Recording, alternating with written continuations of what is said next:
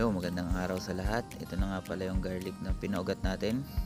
Tatanggalin lang po natin yung stick para mahimay-himay po natin siya.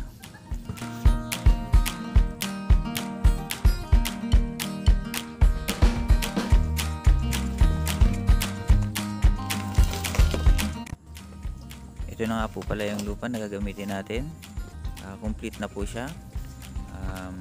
Ayun na po siyang ipa ng palay, composted na materials, mga dahon, dry leaves, para po ang pagtubo po ng ating garlic ay malabong.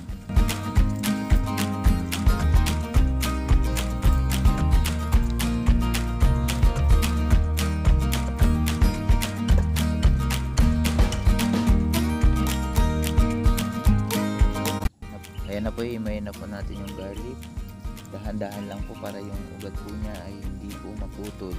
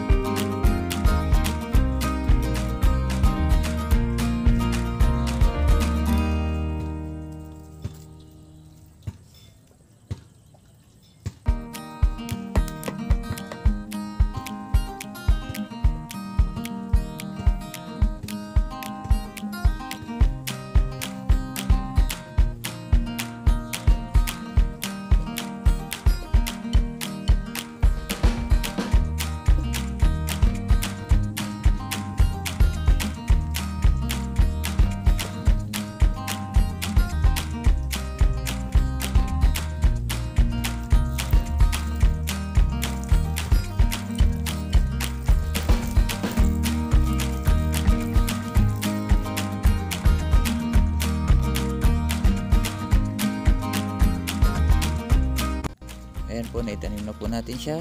Kung gusto nyo po itong video na to, mag-comment lang po and mag-like. Share nyo na rin po. At huwag pong kalimutang mag-subscribe. Salamat!